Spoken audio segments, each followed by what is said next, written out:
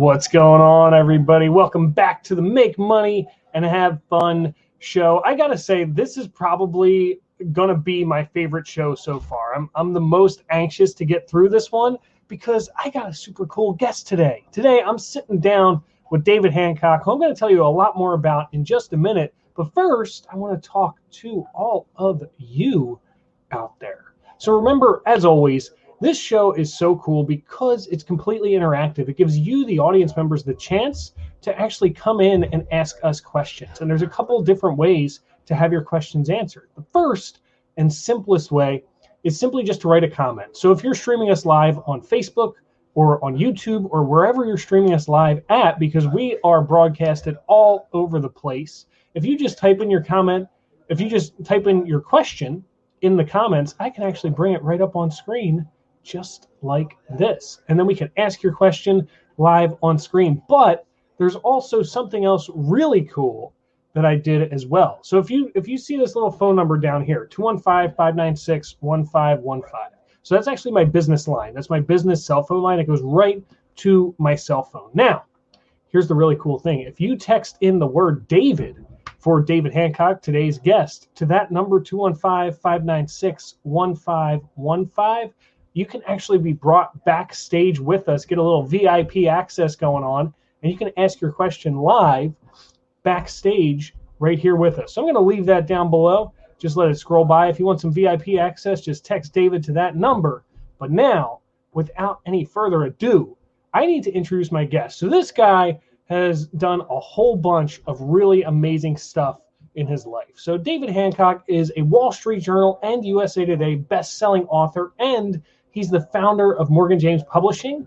NASDAQ has also cited David as one of the world's most prestigious business leaders. That's such a big title that I can barely even pronounce it. He was elected for Fast Company magazine's Fast 50 for his leadership, creative thinking, significant accomplishments, and his significant impact on the industry over the last 10 years. So on that note, please help me welcome Mr. David Hancock. What's going on? That's right. Good morning, Mr. Fred. How you doing? I'm doing great. One thing that I have to mention to everybody is David always has this upbeat, chipper, energetic personality going on. And it's one of my favorite things about him. I don't know. I feel like I've almost been consistently coaching with David. I've had a dozen or so calls with him, and every single time he's got this upbeat energy going on. It's like the first time he ever met me, and I'm like, man, this is fun. So I'm super excited to have you here, David. I hope you're happy to be here. I'm very, very happy to be here because I love having fun while making money, and I love making money and having fun. But you're right, and I'm that way every single day. Every day it's on purpose. Some days it is by faith, I will confess, but every day it's a decision I make. I'm gonna be the same way, and it's part of the reason why I have fun. I love that. David, I want to start you off. I want to ask you the question that I ask all of my guests to get our show started, and you are free to answer this whatever way you like. David, or ignore it if I have to. No. Or ignore it. I haven't had anybody ignore it yet, so you would be a trendsetter if you did that. David, what is your story?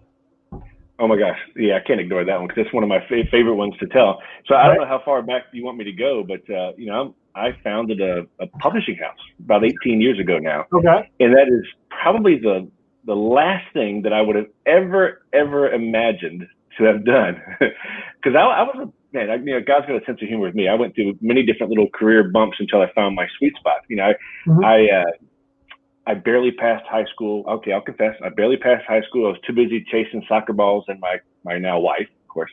And then I dropped out of college. It just wasn't for me. I just felt like I was in the 13th grade and I didn't have a clue what I wanted to do with my life. So I ended up just kind of bouncing around, to other things. And again, each one is a part of who I am today. Of course, I'm very proud of it. But in the early 90s, I managed to stumble across mortgage banking. So I was a mortgage banker and ended up doing really, really well. I mean, I ended up liking math for some reason. I like math and people. That's how I ended up in banking.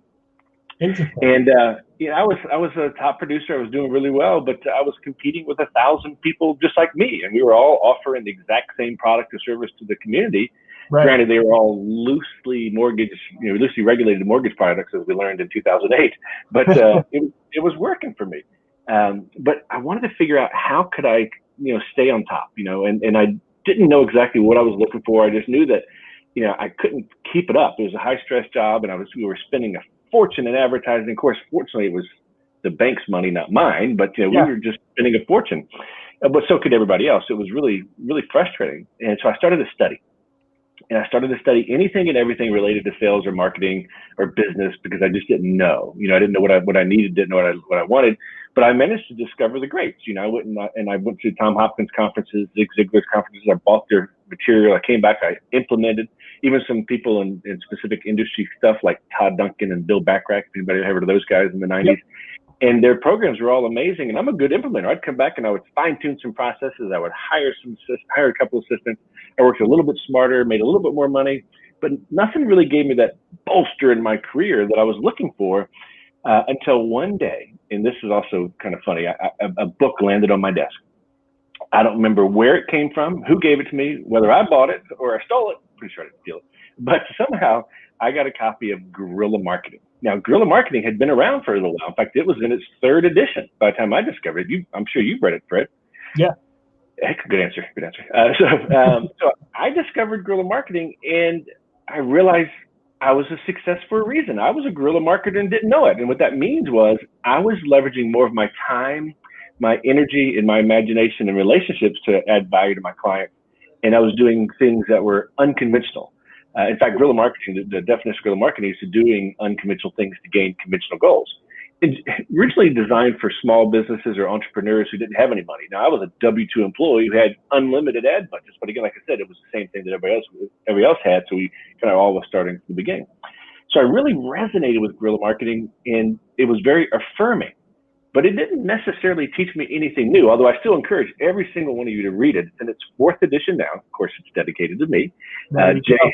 Jay Levinson ended up becoming a dear friend. We'll talk more about that later, but it's a phenomenal book.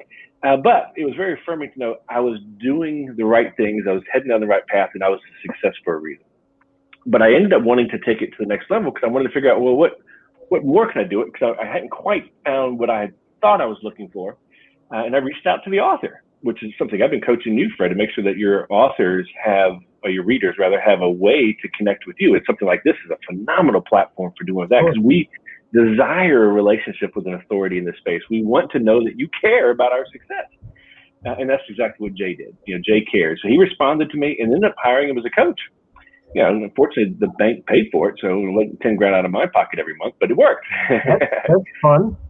So I started to spend a lot of time with Jay, and he still didn't necessarily teach me anything more than I couldn't get out of the books or what I was doing already, but it was still very affirming, and it was very positive, had that accountability partner to know that you're heading down the right path. And his stories were amazing, and we became fast friends. I'm a huge fan for everybody to have some sort of mentor, either be in a mastermind group or have a mentor or a coach and do what they're teaching you, because it can make a big difference.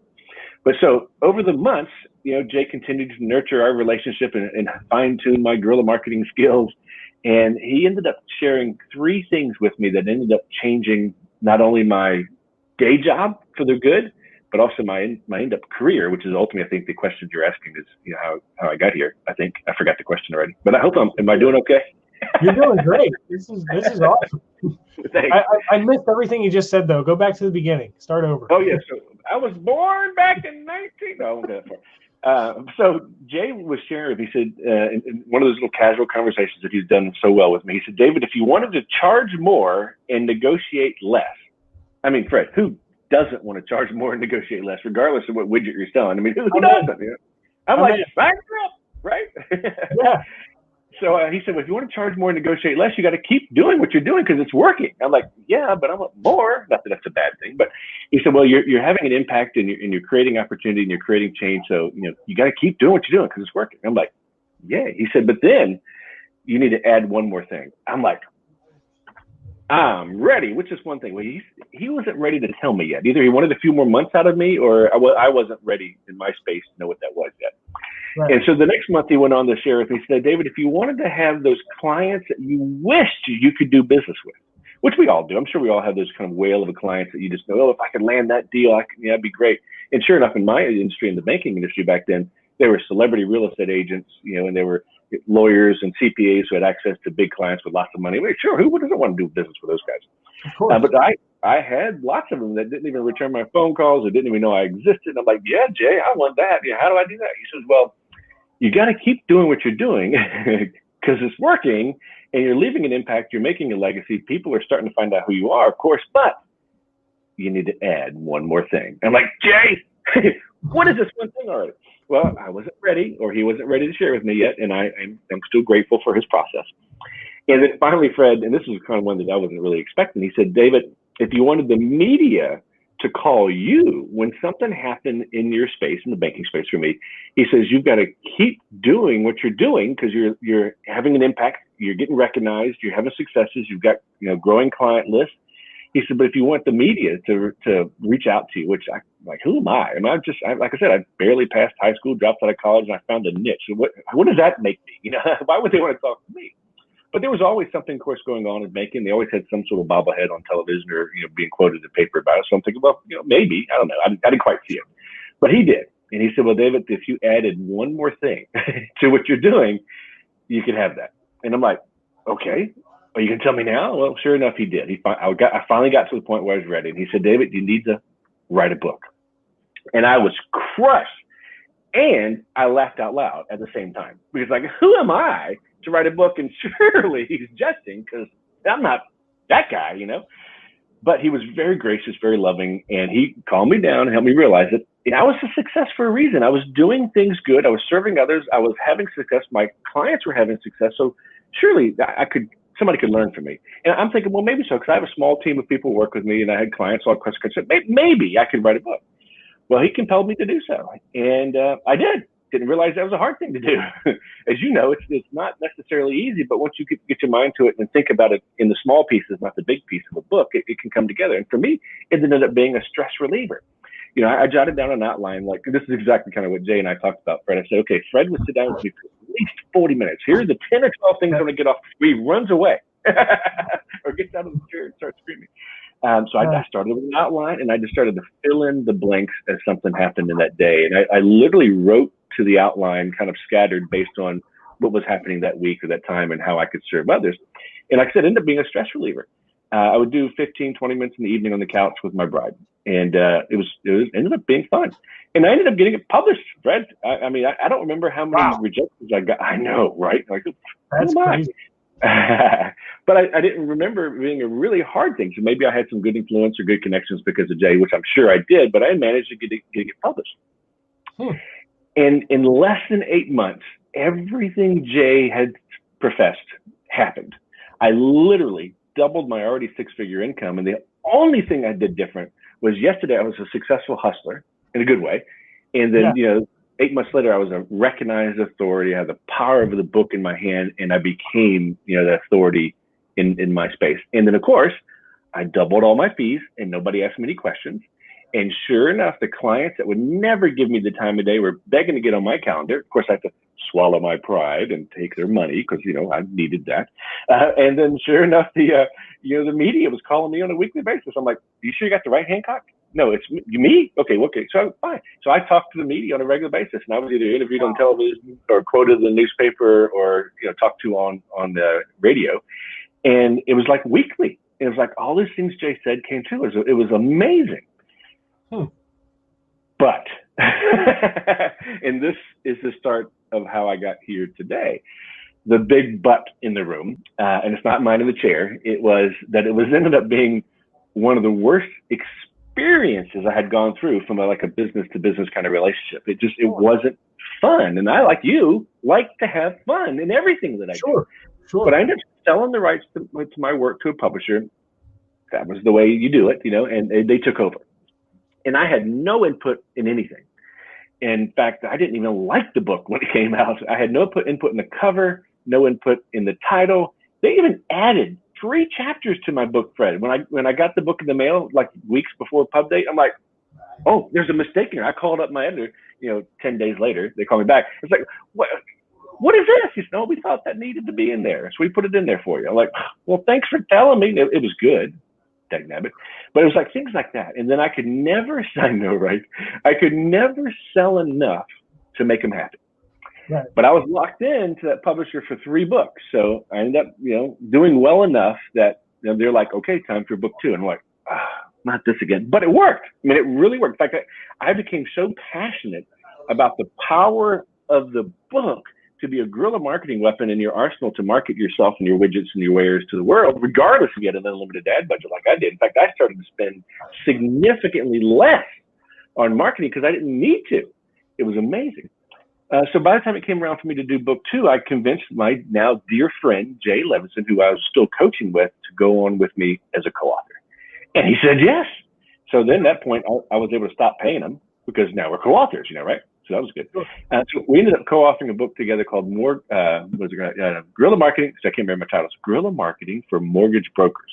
Phenomenal book. And at this point, I had graduated from, like a consumer-based, driven where I would offer people like you and me money to buy a house or refinance a house, to me now selling, banking products to loan officers like I was. So my clients were now the old me. So I was really thriving in teaching them guerrilla marketing, of course, offering our products and services. And my business was just growing. But one of the things that I was teaching them at the time was they need to do what I did. Like Jay taught me, you need to write a book because it transformed my life. But I spent a lot of time helping others realize their goals, which is part of my Zig Ziglar training. And of course, it's certainly sprinkled into guerrilla marketing. But the more that I tried to help them grow their business, the more that I tried to help them, reach their goals and solve their problems, the more money I ended up making. And the book was one of my secret weapons for them to listen to me and take me, seriously. And so the second book came out, and we had a little bit more input, partly because Jay, he'd already sold 15 million copies of his book. But Jay owned the brand, so the title was locked in, but we really struggled with the publisher to convince them to use the camouflage motif that he had already started to use. And we struggled with, what the book should look like and feel like and price and all that kind of stuff. But we got it done, and it did well. In fact, I sold 40,000 copies to the bank I worked for. Like, wow, that's wonderful. And I'm a best-selling author now. But we still could never make the publisher happy. And it was still a cantankerous relationship. And every time I needed books, I had maxed out the number of copies I could buy at my author discount. So I'm having to buy them at retail. And every time I wanted to do a talk or create a course or product behind the book, I had to get permissions. They owned the text. And it was really frustrating. And then by my third book, which was second edition of the Guerrilla Marketing book, this was like 99. We came time to a new book. The internet was here and alive, and we were getting ready to cross over Y2K. There's a lot of great opportunities to help people market their businesses, and the publisher was ready. And we're like, okay, this is a great opportunity. But in all the talks with the publisher, we came to a stumble in the road where they wouldn't let us use the word internet in our book. Now, this was 99. The internet was here. They thought it wasn't going to pass Y2K. They thought Y2K was going to crush it. Now, if you guys are younger than I am, Y2K was when they had the little computer glitch where they weren't really designed to go into the millennial, into the 2000s and beyond. Okay. But they fixed it, and it worked, and the internet was still here, but my book was immediately irrelevant because it was the only book on the market in the early 2000s that didn't talk about the internet. So needless to say, the publisher went under, and I was an orphaned author, and it was just really, really frustrating. But all the while, I am thriving as a banker. I'm teaching others to do books like I did. I'm helping people get book deals. I'm helping them find self-publishing, which is absolutely better than doing nothing at all.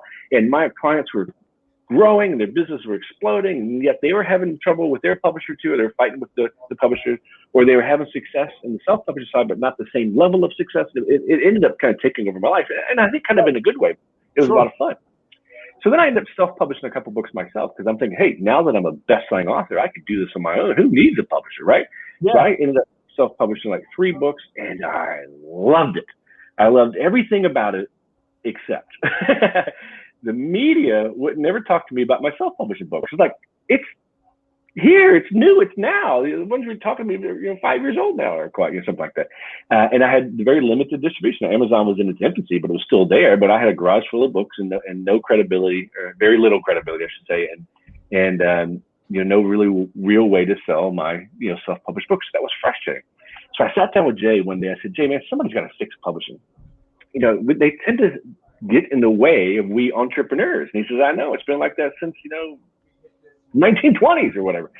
And nobody did. So I ended up sitting down with Jay, as I mentioned, and we sat down, we wrote an outline out for what an entrepreneurial publishing house should look like. And I mean, I layered it heavy in guerrilla marketing. I sprinkled it deep with Zig Ziglar. I added lots of value-based stuff from Bill Bacharach, and I just created, hopefully, was trying to create, one day a publishing house that had, credibility, distribution, opportunity, and success for our authors. Right. But I had nothing to offer. But I still had a thriving day job as a banker, so I kind of started this on the side. So in 2003, I launched it, named it after my kids, Little Morgan and James, who are no longer little anymore.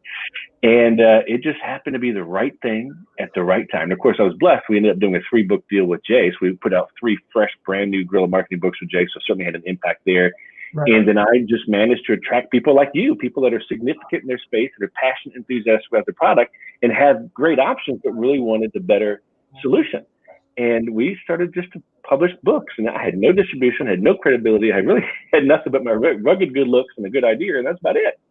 Yeah. But we grew into the space. So now, what is it, almost 18 years later, now the industry sees us as a typical traditional New York house, which is terrifying because that's not what I wanted to be. Because, it's not a good thing. But I think the reason why we're successful because I carved out all the things that I didn't like about traditional, and I tried to add in a lot of the things I did like about the self-publishing side, sure, and kind of blended this little unconventional model.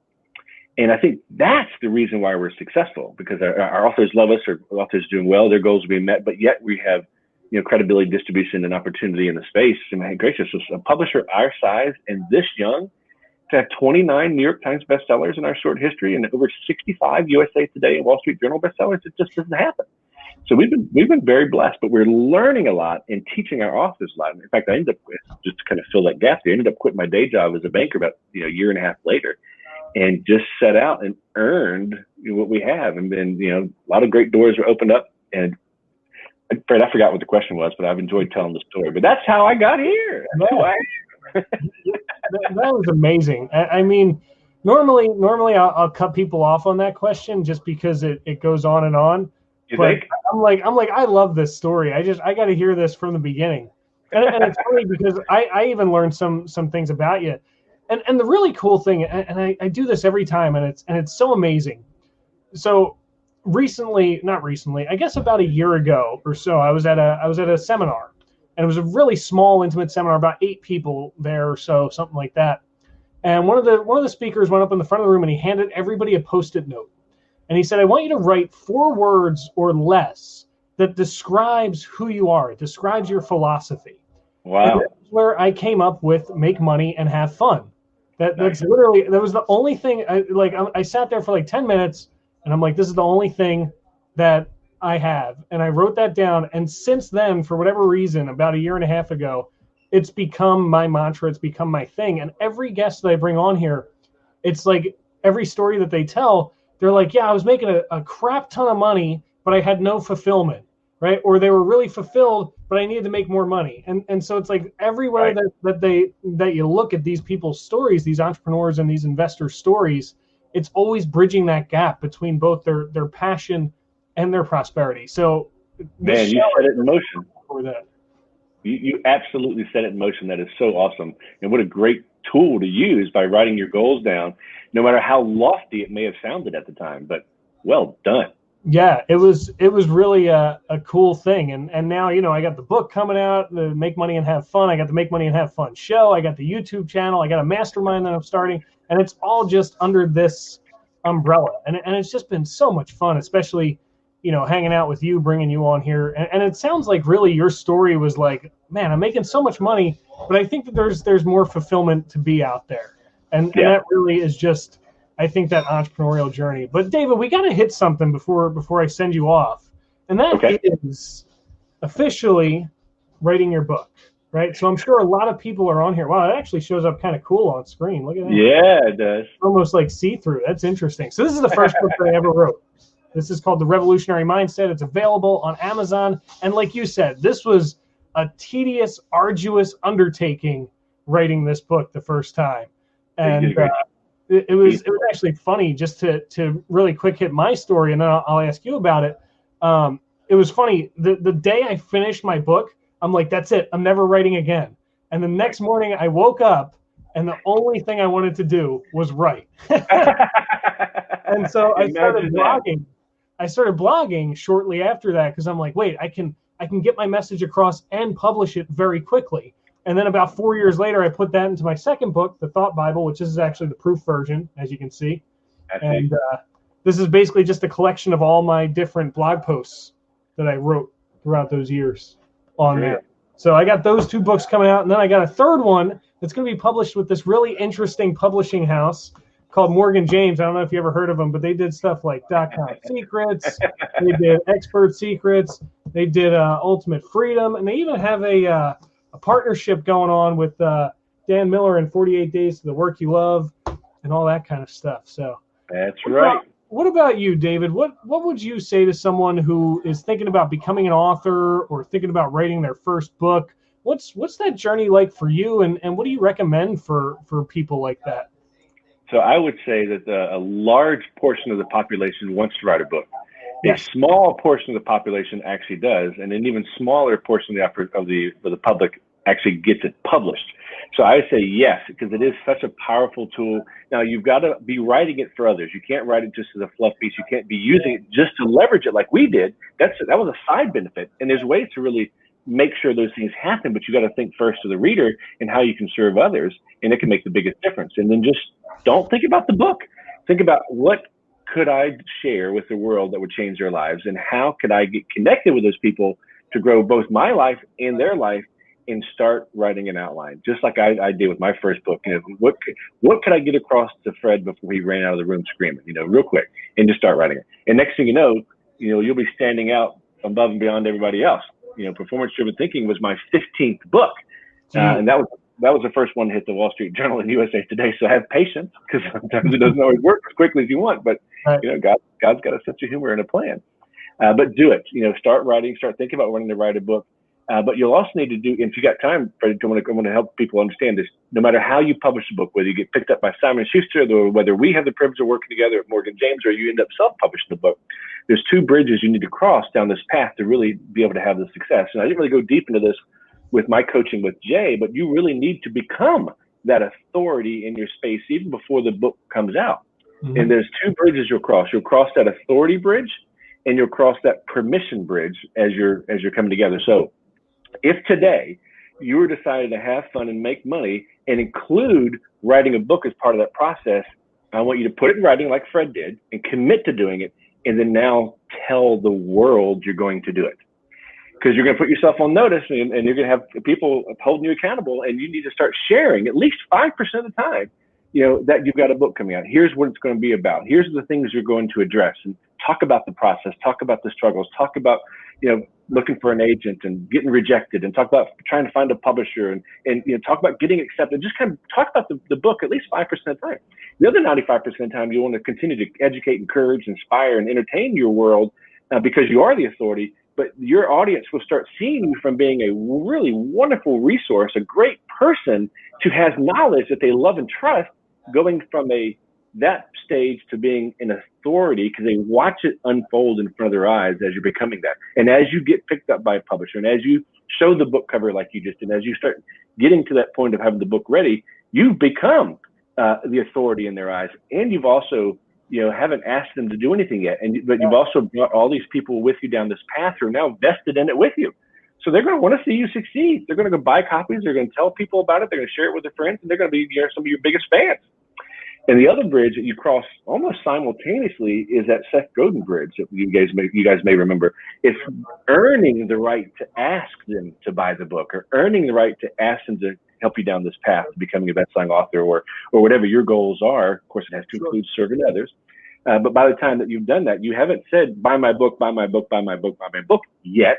But you've told them about the book. They know a book's coming. They're eager to watch it, and you are becoming an authority. They're waiting for you to ask them to buy the book. So it's easier. And then, of course, you'll do that for life. In fact, you'll relaunch your book, Fred. You should know this. You write this down. You'll relaunch your book as if it's brand spanking new at least once a year. And I'll tell you what I did with performance-driven thinking. Performance-driven thinking came out in 2014. Well, David, why did it hit the Wall Street Journal in 2019? Well, because I kept relaunching the book every opportunity I had. Now, I had hiccups. Life got in the way, so things didn't go exactly as planned. But, I kept it as relevant as I thought it was to the world, and it paid off. I'm not sure if that helps or not. I had fun telling it. I really did. I love it. I love it. It's like I should have brought a Tupperware bin with me to collect all the pieces of my brain that keep exploding here. This is so much fun. I mean, you know, I started chatting with you, I guess, I don't know, maybe a year and a half ago, something like that. We started hopping on phone calls. And I'm like, man, this guy sounds so cool. It sounds like he's got a really cool company. And then when I was actually approved and picked up by you guys for the book and I started going through the process, I'm like, holy crap, this company is amazing. And I don't think I ever want to publish anywhere else except here. That's right. And it's like I always joke, I'm like, you should rename your company Beyond the Book, because I've literally done all this work and nothing had to do with writing the book. It all had to do with like marketing, placement, creating yourself as an authority, you know, ideas of like, it's like everything to do after the book is already written. And I'm like, and this is that, you know, that entrepreneur in me coming out. Go ahead. Oh, yeah. And that's intentional because nobody wants to buy another book. It's really hard to sell a book. And that's why you see a lot of self-published authors. Again, you can have a success while self-publishing. Just don't do what typical self-publishing authors do. But you'll see self-published authors go from being their regular self to the very next day, they got a book and they're trying to hit an Amazon bestseller list. Buy. And you haven't earned it. And then they have a splash because then people like you. And then it just kind of crashes and burns and you never hear from them ever again. And they move on to something else. It is a process. It's a long game, but it works. And if you're not having fun in the process, you need to figure out where to find that hole and fix it, because you should be having fun and you should be making money. Now, Fred, I've already told you this, but I'm going to tell you again so other people can hear it, is you'll end up, as you already know, you'll end up earning more income, opportunity, and fun because of your book than you will from the book itself. You'll make more money because you are the authority in the space and you have the book. But a funny thing happens. You'll end up selling a boatload of books if you're not trying. And if you become that authority and play in that space and serve others, like I know you are and have done, you're going to end up doing really, really well. Much weller in the future than you are now. Much weller. That's the quote of the day by David Hancock himself. Much weller. I love it. I'm an entrepreneur first, editor last, so bear with me. Oh, that's so funny. Yeah, I mean, that's the thing is, like, everybody tells me, it's like, look, you don't make any money off of writing a book. I'm like, I know, but it's so much dang fun writing a book. Yeah. So, you know, that's why I keep doing it. I just love sharing my message with the world. Yep, absolutely. And the funny thing is, the more successful you are, the more books we end up selling, which keeps us in business to be able to serve others. So you keep doing that, brother. Yeah, I mean, I love, like, we chatted yesterday and we, you know, talked about creating a synergy with some ideas. And I love doing that. I love JVing with people. I love bringing on teams and people like that because, you know, my thing is I'm ambitiously lazy. You know, I love entrepreneurship because I can automate and delegate most things. And I can just basically be this captain of this ship that's kind of going on with it. And so whenever you can do that, it just makes it that much more amazing. Isn't that the truth? David, this has been awesome, my friend. This is amazing stuff. What would you like to leave our audience with, and how can people get in contact with you, David? Because you're a cool dude to talk to. Oh, I appreciate that, sir. Really, I just want to leave an inspiration that you can do it. You should do it as long as you're serving others, and you probably do have something worthy to say, and just start writing it down, start doing it, start moving down that path to become the authority, and let your world know it's happening so you'll be held accountable to get it actually done, and it can change your life. It can absolutely change your life. And I want you to have fun doing it. So I'm very approachable. You know, we were just at morganjamespublishing.com. You can follow me on Twitter, David Hancock and Morgan James Pub. But I'm eager to see you guys succeed. If you need anything, just don't hesitate to reach out. And maybe one day we'll have the privilege of working together. We do about 150 nonfiction books each year, and you got to be worthy and you got to be good. But, you know, we got to start somewhere. Amazing. David, I had a blast today. This was awesome. Thank you so much for being here. And as always, I hope everybody out there is making money and having fun. See you guys. That's right.